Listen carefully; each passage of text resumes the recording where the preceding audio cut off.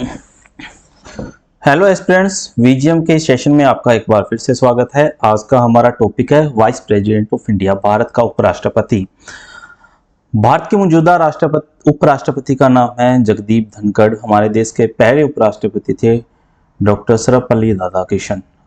आज के सेशन में हम पढ़ने वाले हैं हमारे देश के उपराष्ट्रपति का चुनाव प्रक्रिया, उसके बाद में उनकी पावर्स और हमारे देश के उपराष्ट्रपति से संबंधित आर्टिकल, और इसके साथ साथ हम हमारे देश के जितने भी अब तक उपराष्ट्रपति हुए हैं उनकी लिस्ट जानेंगे। इस सेशन की शुरुआत करने से पहले एक इन्फॉर्मेशन आपके लिए कि यह सेशन आपके लिए बहुत बेनिफिशियल रहने वाला है। चाहे आप TSSB एग्जाम की प्रिपरेशन कर रहे हो, चाहे आप PPSC, मास्टर कैडर SST के लिए स्पेशली सीरीज स्टार्ट की हुई है।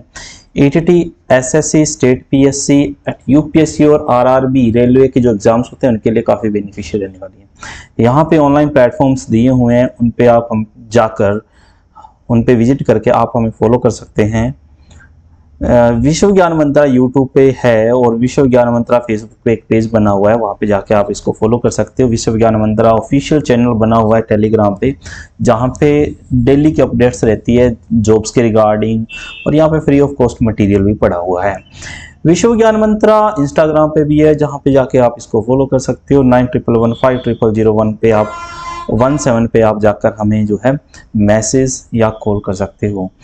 अगर आप इस चैनल पे पहली बार विजिट कर रहे हो तो चैनल को कर दें सब्सक्राइब, वीडियो को कर दें लाइक और वीडियो को कर दें शेयर, बेल आइकन को कर दें प्रेस, ताकि आपको नोटिफिकेशन जो है मिलती रहे।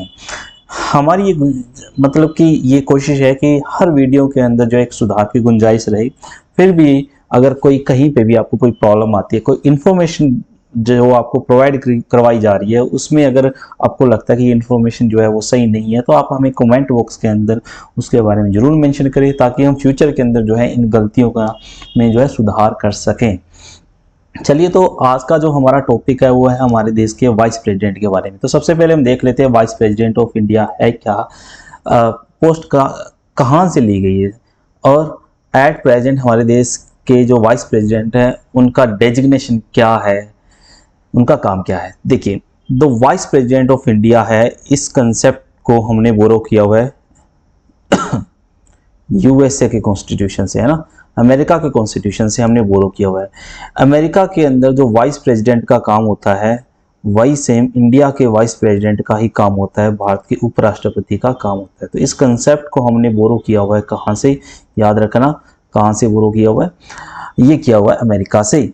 जैसे हमारे देश के उपराष्ट्रपति जो है राज्यसभा के एक्स ऑफिसर चेयरमैन होते हैं, पदेन सभापति होते हैं, सेम वैसे ही USA के अंदर जो वहाँ का उपराष्ट्रपति जो होता है वो होता है अपर हाउस जो होता है उसका पदेन सभापति होता है। लेकिन कुछ चीज़ें डिफरेंस है। जैसे एग्जाम्पल के तौर पर अमेरिका का जो उपराष्ट्रपति होता है, अगर चेयर खाली हो जाती है राष्ट्रपति की तो उस चेयर पे बाकी टर्म जो रह गई वो उपराष्ट्रपति करेगा, लेकिन इंडिया के अंदर ऐसा नहीं होता, वो हम आगे जानेंगे।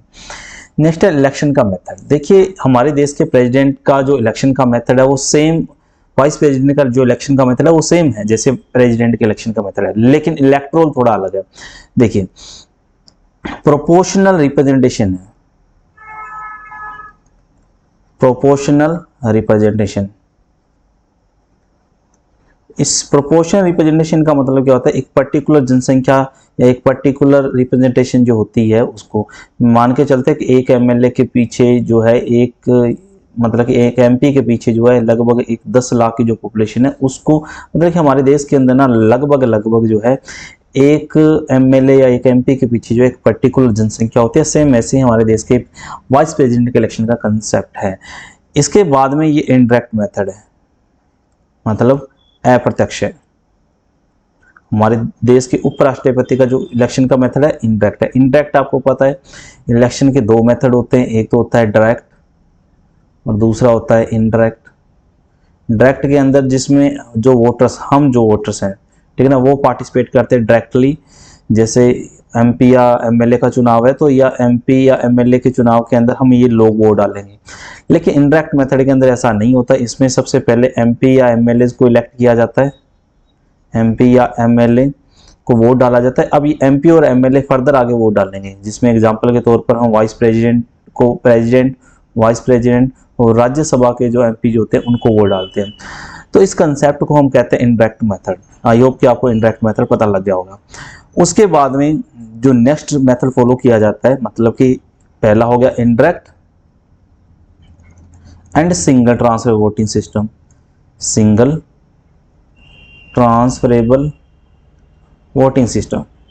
अब ये सिंगल ट्रांसफर वोटिंग सिस्टम क्या है, इसके बारे में अगर आपने डिटेल से जानना है तो पीछे 2 वीडियो बनाई हुई है मैंने स्पेशली प्रेसिडेंट ऑफ इंडिया पे, वहां पे जाके आप ना सिंगल ट्रांसफर वोटिंग सिस्टम को समझ सकते हो। देखो, अगर आपने पहले वीडियो देखी है तो आपको पता लग जाएगा कि वोटों का होता है ऊपर ट्रांसफर, जब तक कोई कैंडिडेट जीत नहीं जाता है, ठीक है ना। तो इस मेथड को हम सिंगल ट्रांसफर वोटिंग सिस्टम कहते हैं। तो ये इस इलेक्शन के मेथड को जो है फॉलो किया जाता है हमारे देश के अंदर वाइस प्रेसिडेंट के इलेक्शन के लिए, ठीक है। नेक्स्ट, अब हम देखते हैं इलेक्टोरल क्या होता है। वाइस प्रेसिडेंट के इलेक्शन में इलेक्टोर वोटर्स कौन होते हैं यहाँ पे, तो वोटर्स कौन होते हैं, वोट कौन डालते हैं। देखिए, जब हमने प्रेसिडेंट के इलेक्शन की बात की तो प्रेसिडेंट के इलेक्शन में ना वोटर्स कौन थे, एमपीज एंड एमएलएज, ठीक है ना। ऑल सारे के सारे जो है इलेक्टेड एमपीज और इलेक्टेड एमपी, विधानसभा के जो एमएलएज हैं और लोकसभा राज्यसभा के एमपी उन्होंने वोट डाला था। पर यहाँ पे वाइस प्रेसिडेंट के इलेक्शन के अंदर जो है ऑल सारे के सारे, ठीक है ना, ऑल एमपीज का मतलब है कि यहाँ पे लोकसभा और राज्यसभा उन दोनों हाउसेस के जो सभी एमपी है, चाहे वो इलेक्टेड है चाहे वो नॉमिनेटेड है, वो सारे के सारे वोट डालेंगे। जैसे एग्जांपल के तौर पर लोकसभा के अंदर कितने एमपीज है, 545, राज्यसभा में कितने एमपी है, 245, टोटल कितने हो गए, 790। तो ये 790 वोट डालेंगे, पहली तो बात ये।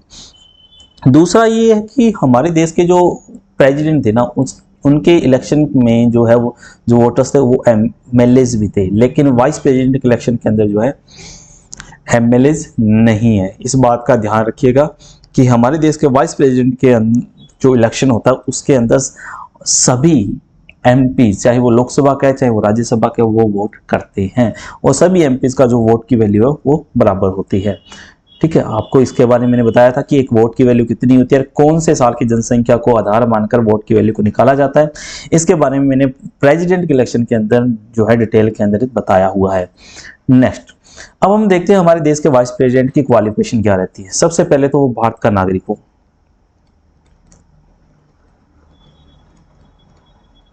ठीक है, वो भारत का नागरिक होना चाहिए।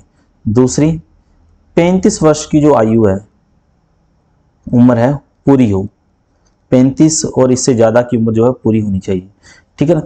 अब नेक्स्ट है कि राज्यसभा जो है ना का मेंबर बनने की योग्यता हो, राज्यसभा का सदस्य बनने की योग्यता होनी चाहिए उस उम्मीदवार में। और तीसरी कंडीशन है, चौथी कंडीशन है, किसी लाभ के पद पर ना हो,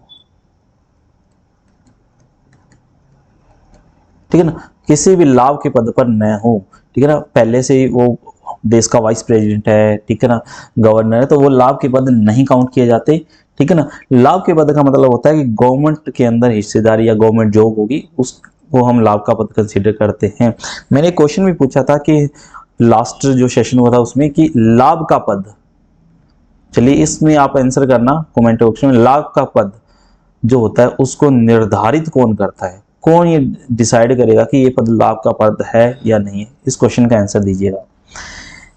नेक्स्ट है नॉमिनेशन एंड सिक्योरिटी फीस। देखो, जब भी इलेक्शन होगा हमारे देश के वाइस प्रेसिडेंट का, तो इस इलेक्शन के लिए, जैसे जनरली जब हम बात करते हैं पंचायत के इलेक्शन की बात करते हैं, तो पंचायत के इलेक्शन के लिए ना एक नॉमिनी चाहिए होता है कि हाँ भाई ये बंदा जमानती है, इस कोई भी कैंडिडेट होता है उसका एक जमानती होता ही होता है पंचायत के इलेक्शन के अंदर। तो क्या ऐसा वाइस प्रेसिडेंट और प्रेसिडेंट के इलेक्शन में होता है?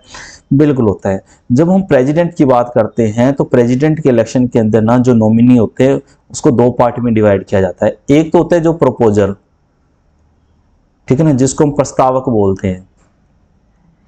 दूसरा होता है स्कैंडर्स, जिसको हम अनुमोदक बोलते हैं, ठीक है ना, मतलब कि प्रपोजर्स की ये सपोर्ट करते हैं। तो प्रेसिडेंट की बात करें तो उसमें कितना होता है कि 50-50 होते हैं, 50 प्रस्तावक 50 अनुमोदक। ये प्रस्तावक और अनुमोदक होंगे कौन? वोटर्स होंगे वाइस प्रेसिडेंट के लिए। तो वोटर्स होते कौन है? एमपीज एंड एमएलएज होते हैं। प्रेसिडेंट की बात कर रहा हूं यहाँ पे, वाइस प्रेसिडेंट की नहीं।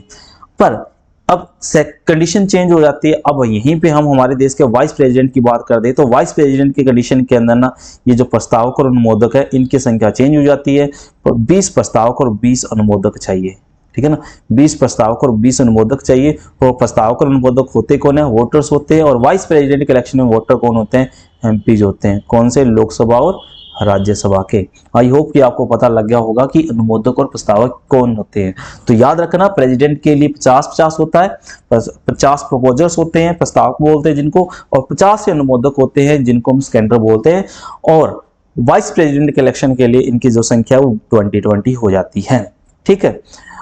अब हम देखते हैं सिक्योरिटी फीस। देखिए, जैसे मैंने लास्ट टाइम प्रेसिडेंट के बारे में नहीं बताया था, तो हमारे देश का जो प्रेसिडेंट है, ठीक है, चाहे वो वाइस प्रेसिडेंट है, तो इनको इलेक्शन जो है, चुनाव लड़ने के लिए सिक्योरिटी फीस जो है जमा करवानी पड़ती है। वो कितनी है? 15,000 रुपये। याद रखना, 15,000 रुपये, जो कि रिजर्व बैंक ऑफ इंडिया, भारतीय रिजर्व बैंक के अंदर जो जमा करवानी पड़ती है, ठीक है ना। ये फोरफिटेड हो जाती है, मतलब कि ये जब्त हो जाती है। कई बार हम कहते हैं जमानत की राशि जब्त हो गई। ये जब्त होने का मतलब क्या होता है? जब्त हो जाती है जमानत की राशि अगर कोई भी कैंडिडेट टोटल वैलिड वोट्स का अगर कोई भी कैंडिडेट टोटल वैलिड वोट का मतलब होता है जिनकी संख्या, जिनकी काउंटिंग की जा सके। टोटल वैध मत का अगर कोई कैंडिडेट 1/6 1/6 हिस्सा प्राप्त नहीं करता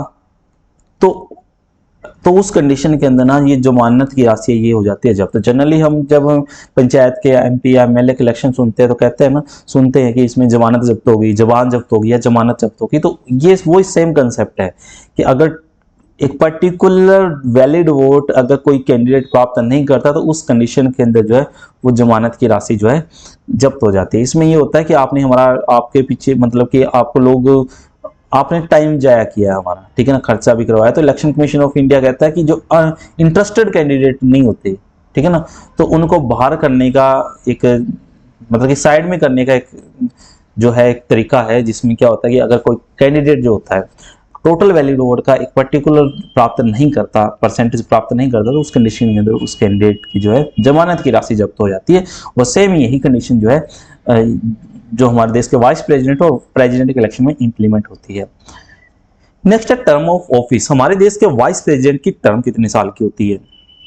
तो वाइस प्रेसिडेंट के टर्म की जो है टर्म होती है वो 5 साल की होती है। याद रखना, 5 साल की। वैसे हमें इतना तो पता है ना, हमारे देश की जो वाइस प्रेसिडेंट है वो राज्यसभा के जो है चेयरमैन होते हैं, आपको पता है, ठीक है ना, पता है, वो हम आगे और देखेंगे। तो जो राज्यसभा है उसका कोई एक मेंबर होगा, ठीक है ना, उसके मेंबर की जो टर्म होती है वो कितने साल की होती है? 6 ईयर्स की होती है। 6 ईयर्स की होती है। कितने साल की होती है? 6 साल की। लेकिन अब मैं यहाँ पे ये लिख दूं कि जो चेयरमैन होता है उसकी टर्म कितने साल की होगी? 5 साल की होगी। क्यों होगी 5 साल की? क्योंकि जो चेयरमैन होता है वो होता है हमारे देश का वाइस प्रेसिडेंट, और जो वाइस प्रेसिडेंट होता है ना, ठीक है ना, वो एक एक्स ऑफिसो चेयरमैन होता है, वो राज्यसभा का मेंबर नहीं होता। तो इसीलिए हम इसकी टर्म जो है हमारे कॉन्स्टिट्यूशन के अंदर फिक्स की गई है, 5 साल की टर्म फिक्स होती है, ठीक है। नेक्स्ट क्या आता है? हालांकि हमारे देश का वाइस प्रेसिडेंट 1 बार 2 बार जितनी मर्जी बार जो है हमारे देश का वाइस प्रेसिडेंट जो है बन सकता है। अब सीट का जो है वैकेंट होना, सीट खाली कैसे हो जाती है? सबसे पहले तो 5 साल की टर्म पूरी हो गई, ठीक है ना, 5 साल की जो टर्म है वो कंप्लीट हो जाती है वाइस प्रेसिडेंट की, तो टर्म उनकी जो है टेन्योर कंप्लीट हो जाती है, सीट वैकेंट हो जाती है। फिर रेजिग्नेशन। तो हमारे देश की जो वाइस प्रेसिडेंट है ना, वो रेजिग्नेशन देते हैं किसको? हमारे देश के प्रेसिडेंट को। हमारे देश के प्रेसिडेंट को जो है इनके द्वारा जो है रेजिग्नेशन दिया जाता है, त्याग पत्र दिया जाता है, ठीक है ना। नेक्स्ट है इनकेस डेथ हो जाती है, ठीक है ना, तो डेथ वाली कंडीशन के अंदर जो वाइस प्रेसिडेंट की चेयर खाली हो जाती है, ठीक है ना, तो फिर बीच में इलेक्शन करवाया जाता है। Election is declare void. अगर वाइस प्रेसिडेंट का इलेक्शन ही जो है वो वॉइड कर दिया जाए, नल एंड वॉइड कर दिया जाए कि इलेक्शन के अंदर गड़बड़ हुई थी तो इस इलेक्शन को हम नल एंड वॉइड डिक्लेयर करते हैं, तो उस कंडीशन के अंदर जो है देश के उपराष्ट्रपति की चेयर जो है वो खाली हो जाती है, ठीक है। अब हम देखते हैं रिमूवल। यहां पे सबसे इंपॉर्टेंट है रिमूवल, कि वाइस प्रेसिडेंट को, कई बार ये क्वेश्चन आता है कि वाइस प्रेसिडेंट को रिमूव कैसे किया जाता है। ध्यान से सुन लेना, यहां से क्वेश्चन बनता है। वाइस प्रेसिडेंट वाइस प्रेसिडेंट जो होता है हमारे देश के राज्यसभा का क्या होता है, चेयरमैन होता है।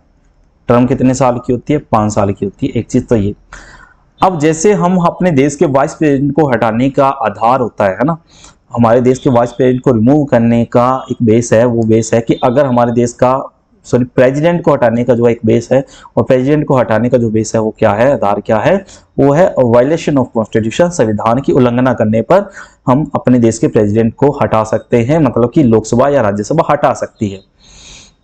अब यहाँ पे ये कहानी बनती है कि क्या हम हमारे देश के वाइस प्रेसिडेंट को हटाने का कोई आधार है क्या, तो इसका आंसर है कोई आधार नहीं है, कोई बेस नहीं है, ठीक है ना।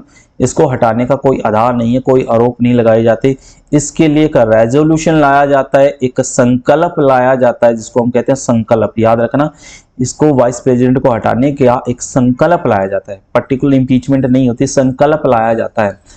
यह संकल्प सबसे पहले राज्यसभा में आएगा, मतलब इंट्रोड्यूस कहां पे होगा, ये लाया जाएगा राज्यसभा में। राज्यसभा के टोटल मेंबर्स जो होते हैं, राज्यसभा के टोटल मेंबर मतलब 245 है। 245 का कम से कम आधे से ज्यादा मेंबर साइन करके, ठीक है ना, आधे से ज्यादा जो मेंबर हैं, अगर उससे यह रेजोल्यूशन पास हो जाता है, चाहे जितने मर्जी प्रेजेंट हो, लेकिन टोटल मेंबर का अगर मेजोरिटी, टोटल मेंबर की मेजोरिटी 123 होगी, ठीक है ना, अगर इसका हाफ करेंगे तो कितना आ जाएगा, 122 प्लस 1, 123 हो गया। 123 मेंबर अगर रेजोल्यूशन के पक्ष में कर दे कि हमने वाइस प्रेसिडेंट को हटाना है, तो हमारे देश के वाइस प्रेसिडेंट को जो है हटाया जा सकता है। इससे पहले वाइस प्रेसिडेंट को हटाने के इससे पहले 14 दिन का, 14 डेज का एडवांस नोटिस दिया जाता है कि हम आपको हटा रहे हैं। सेम यही जो है सिचुएशन कंडीशन फॉलो की जाती है प्रेसिडेंट के हटाने के लिए। जो 14 दिन का एडवांस नोटिस दिया जाएगा, उसके बाद में 14 दिन के बाद में जो प्रोसेस स्टार्ट होता है, कोई आधार नहीं है हटाने का, रेजोल्यूशन लाया जाता है, रेजोल्यूशन इंट्रोड्यूस होता है लोकसभा राज्यसभा के अंदर। अब यहां से जब ये पास हो गया, लेट्स सपोज यहां से क्लियर हो गया कि हम अपने देश के वाइस प्रेसिडेंट को राज्यसभा से क्लियर हो गया, 123 प्लस मेंबर्स ने जो है अगेंस्ट वोट डाल दिया वाइस प्रेसिडेंट के, रेजोल्यूशन जो है यहां से पास हो जाता है कि वाइस प्रेसिडेंट को हटाने का। देन इसके बाद में ये जाएगा हम लोकसभा के अंदर। अब लोकसभा के अंदर क्या होगा, लोकसभा के अंदर जैसे ये जाएगा तो लोकसभा के अंदर ये सिंपल मेजोरिटी से पास होगा, सिंपल मेजोरिटी। अब सिंपल मेजोरिटी क्या होती है, देखो जैसे लोकसभा में 545 मेंबर है ना टोटल, अब मान के चलते हैं कि अगर ये बहुमत से पास होना होता तो कितने सीटें चाहिए, मतलब कि कितने वोट चाहिए होते, 273, मतलब कि इससे हाफ कर दे प्लस 1 कर दे, 273 आएगा इसका। पर सिंपल मेजोरिटी का मतलब होता है कि जितने प्रेजेंट मेंबर हैं, ये तो टोटल मेंबर का हो गया ना, टोटल मेंबर का जितने प्रेजेंट है, मान के चलते उस पर्टिकुलर दिन जो है 300 मेंबर ही आए थे, ठीक है ना, लोकसभा में 300 मेंबर आए थे, तो 151 मेंबर, मतलब कि 150 हाफ हो गया प्लस 1, 151 हो गया। तो इसका मतलब है कि 151 मेंबर से जो है सिंपल मेजोरिटी से वाइस प्रेसिडेंट की जो चेयर्स है, जो है वाइस प्रेसिडेंट को जो है वहां से हटाया जा सकता है। लोकसभा में ये रेजोल्यूशन पास किया जाता है, उसके बाद में जैसे लोकसभा से रेजोल्यूशन पास हो जाता है, हम अपने देश के जो है वाइस प्रेसिडेंट को हटाने का जो नोटिस है वो जारी कर देते हैं। लेकिन अभी तक वाइस प्रेसिडेंट को इस तरीके से नहीं हटाया गया। आई होप ये आपको समझ में आ गया होगा कि हम अपने देश के वाइस प्रेसिडेंट को रिमूव कैसे करते हैं। नेक्स्ट, अब हम देखते हैं पावर्स। हमारे देश के वाइस प्रेसिडेंट की पावर्स क्या होती है। सबसे पहले तो यहाँ पे ex officio chairman of Rajya Sabha. देखो एक्स ऑफिशियो चेयरमैन का मतलब क्या होता है। एक्स ऑफिशियो चेयरमैन का पद का मतलब होता है, एक्स ऑफिशियो चेयरमैन का मतलब ये होता है कि इस जो राज्यसभा है उसका सिर्फ पदेन सभापति होता है, ठीक है ना, मतलब ये राज्यसभा का मेंबर नहीं होता। पहली चीज तो ये राज्यसभा का मेंबर नहीं होता, क्लियर है। एक्स ऑफिशियो चेयरमैन होगा मतलब कि इसकी जो राज्यसभा के मेंबर नहीं होता और वाइस प्रेसिडेंट के तौर पर ये इलेक्ट किया जाता है। तो जो चेयरमैन है उसकी टर्म कितने साल की होती है, 5 इयर्स की होती है, 5 साल की होती है, ठीक है।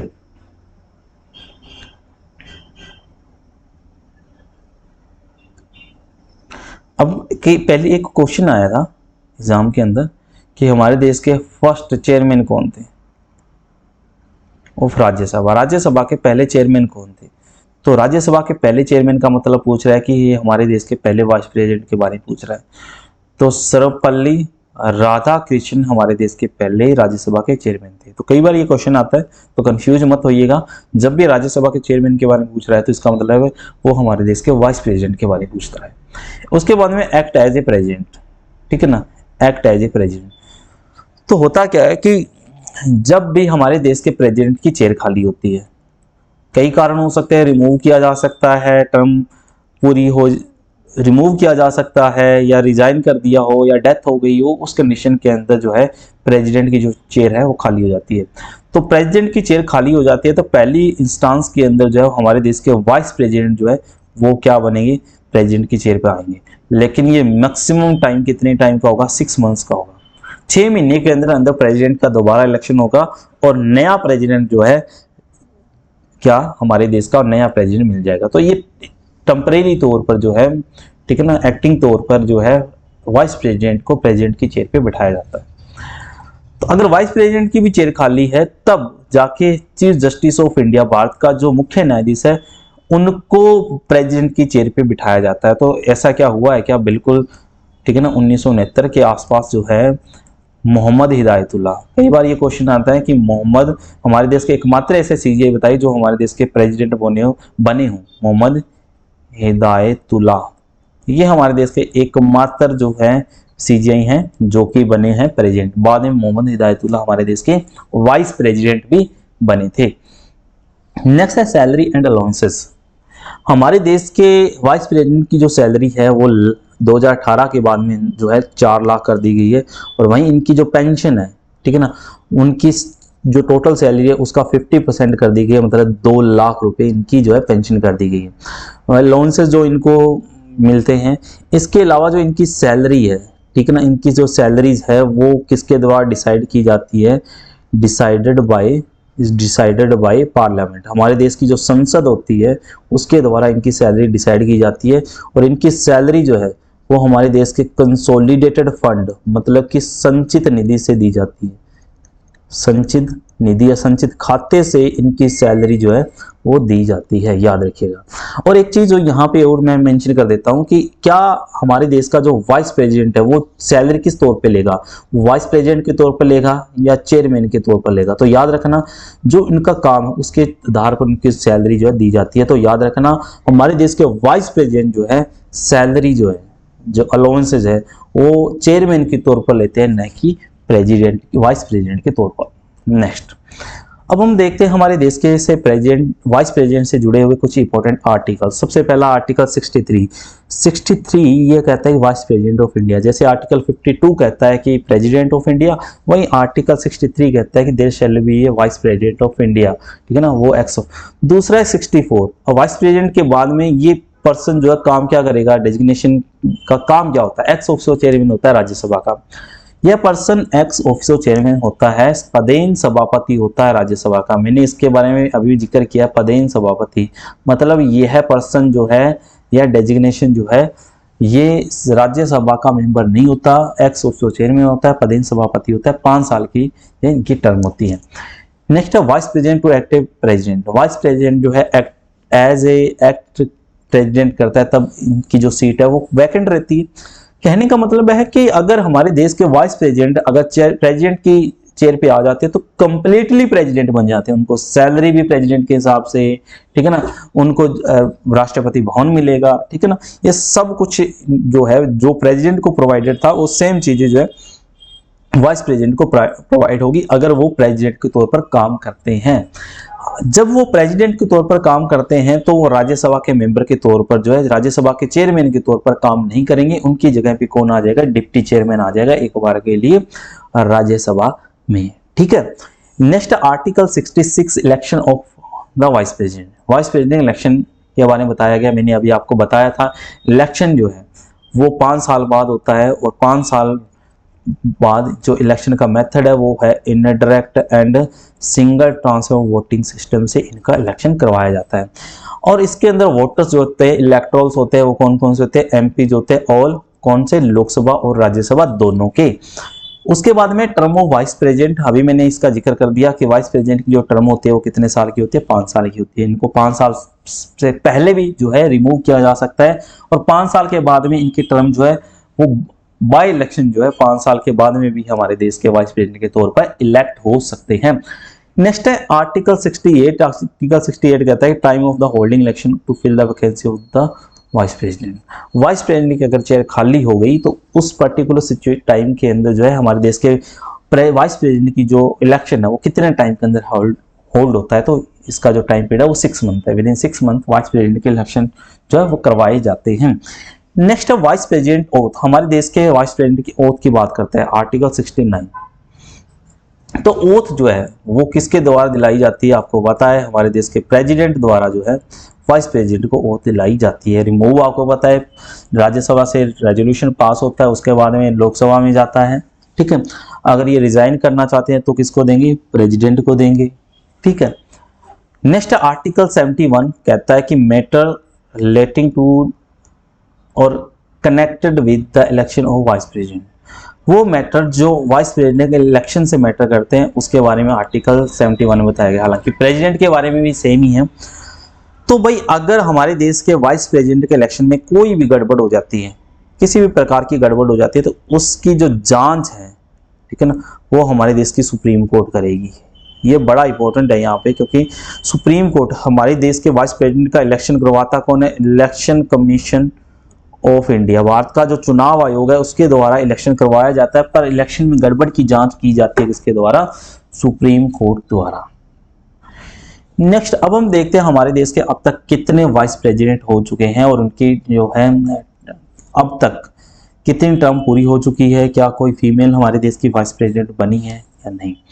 तो सर्वपल्ली राधाकृष्णन जो है वो हमारे देश के पहले राज्यसभा के चेयरमैन थे। इसके बारे में मैं यही कह सकता हूँ कि हमारे देश के पहले वाइस प्रेसिडेंट थे। और जब 2 बार इनकी टर्म पूरी हुई तो इनके सामने अनअपोज्ड बने थे। अनअपोज्ड का मतलब है कि इनके सामने कोई कैंडिडेट नहीं था। सर्वपल्ली राधाकृष्णन वो व्यक्ति है जिनको पहला भारत रत्न 1954 ईस्वी के अंदर जब पहली बार भारत रत्न की देने की शुरुआत हुई थी, तब सर्वपल्ली राधाकृष्णन को पहली बार जो है भारत रत्न दिया गया था, याद रखना। और हमारे देश के अंदर जो है 1948 ईस्वी के अंदर एजुकेशन पॉलिसी बनी थी। उस एजुकेशन पॉलिसी के जो चेयरमैन थे वो भी सर्वपल्ली राधाकृष्णन ही थे। उसके बाद में बने थे कौन, जाकिर हुसैन हमारे देश के प्रेसिडेंट भी रहे हैं। जाकिर हुसैन, वीवी गिरी, ठीक है, वीवी गोपाल स्वरूप पाठक, बीडी जती, ये बीडी जती हमारे देश के प्रेसिडेंट भी रहे हैं। मोहम्मद हिदायतुल्लाह प्रेसिडेंट भी रहे हैं। मैंने बताया अभी आपको कि ये पहले चीफ जस्टिस ऑफ इंडिया थे, ठीक है ना, और बाद में जो है हमारे देश की जो क्या बन गए थे, वाइस प्रेसिडेंट बन गए थे। पहले चीफ जस्टिस ऑफ इंडिया थे जो प्रेसिडेंट की चेयर पे बैठे, उसके बाद में ये 1979 से लेकर 1984 तक वाइस प्रेसिडेंट के तौर पर भी इन्होंने काम किया। आर वेंकटरमन जो है वो हमारे देश के वाइस प्रेसिडेंट थे 1984 से लेकर 87 तक। शंकर दयाल शर्मा आपको पता है ये भी हमारे देश के प्रेसिडेंट थे, लेकिन बाद में वाइस प्रेसिडेंट, पहले वाइस प्रेसिडेंट थे फिर प्रेसिडेंट बने 87 से लेकर 92 तक। के आर नारायण 1992 से लेकर 1997 तक हमारे देश के वाइस प्रेसिडेंट थे। कृष्णकांत 1997 से लेकर 2002 तक हमारे देश के वाइस प्रेसिडेंट थे। भैरव सिंह शेखावत, मोहम्मद हामिद अंसारी 2 बार कांग्रेस गवर्नमेंट के अंदर से रहे थे, 2 बार हमारे देश के जो है वाइस प्रेसिडेंट रहे हैं। वेंकैया नायडू 2017 से लेकर 2022 तक हमारे देश के वाइस प्रेसिडेंट रहे हैं। वही जगदीप धनखड़ जो है वो हमारे देश के जो है अभी एट प्रेसिडेंट वाइस प्रेसिडेंट हैं। तो 1 2 3 4 5 6 7 8 9 10 11 12 13 और 14 काउंटिंग करके बता रहा हूँ, वैसे तो मुझे पता था। 14 नंबर के जो वाइस प्रेसिडेंट है हमारे देश के वो कौन है, जगदीप धनखड़। वेस्ट बंगाल के ये पहले राज्यपाल थे। जगदीप धनखड़ हमारे देश के 14 नंबर की जो है क्या है, वाइस प्रेसिडेंट हैं। पूरी लिस्ट में देखोगे तो कोई भी फीमेल हमारे देश के आज तक वाइस प्रेसिडेंट नहीं बनी है। ध्यान रखना, कोई फीमेल आज तक हमारे देश की वाइस प्रेसिडेंट नहीं बनी है। तो थैंक यू फॉर वॉचिंग। ये था वाइस प्रेसिडेंट पे एक इम्पोर्टेंट लेक्चर। आई होप कि आपको बहुत कुछ जानने को मिला होगा। नेक्स्ट लेक्चर में हम बात करेंगे हमारे देश के प्राइम मिनिस्टर के बारे में। तो प्राइम मिनिस्टर के बारे में उनका कंसेप्ट कहाँ से ग्रो किया हुआ है, उनके पास पावर क्या है, और लिस्ट भी देखेंगे हमारे देश के वाइस प्रेसिडेंट, अब तक कितने वाइस प्रेसिडेंट प्राइम मिनिस्टर के बारे में तो कितने प्राइम मिनिस्टर जो रह चुके हैं। Thank you for watching. अगर आप इस चैनल पर पहली बार विजिट कर रहे हो तो चैनल को सब्सक्राइब करें, वीडियो को लाइक करें, वीडियो को शेयर करें और बेल आइकन को जरूर प्रेस कर दें ताकि आपको रेगुलर तौर पर जो है अपडेट मिलती रहे। अगर आप हमारे व्हाट्सएप ग्रुप से जुड़ना चाहते हो तो 9115000117 पे हमें मैसेज कर सकते हो व्हाट्सएप पे। हमने स्पेशली मास्टर कैडर एसएसटी के लिए एक व्हाट्सएप ग्रुप बनाया हुआ है जिसमें हम डेली अपडेट्स डालते हैं, जिसमें ऑनलाइन लेक्चर के साथ साथ एमसीक्यू सीरीज रहती है, प्लस इसके साथ साथ हमने ना एक टेस्ट सीरीज भी लॉन्च की हुई है। अब तक मैंने 3 टेस्ट जो है मास्टर कैडर एसएसटी के लिए डाल दिए हैं। फ्यूचर के अंदर और भी इस ग्रुप के अंदर ऐसे टेस्ट जो है मिलते रहेंगे आपको। Thank you for watching. मिलते हैं नेक्स्ट वीडियो के अंदर। बढ़ते रहिए, पढ़ते रहिए।